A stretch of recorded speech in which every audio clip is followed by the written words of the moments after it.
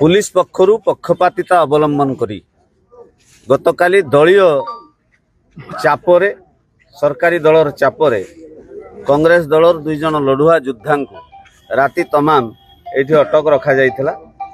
Jar प्रतिवाद स्वरूप आज कांग्रेस दल तरफ थाना रे धारणा दिया जाइथिला। प्रतीक धारणा दरकार पड़िले घरों मध्य करा जाइथांता। तबे पुलिस पक्षरु निज दोष को स्वीकार करि नवा सह दुई जन को निशर्त भाव में छाड़िले, जो फुलमाल दिया एवं एमाने सरकारी अर्थ किभଳି हरिलुट न हबो तार प्रतिवाद करथिले। एमाने सरकारी चोरी को धरुथुले, चोरर कथारे पुलिस एमान को अटक रखिथिला।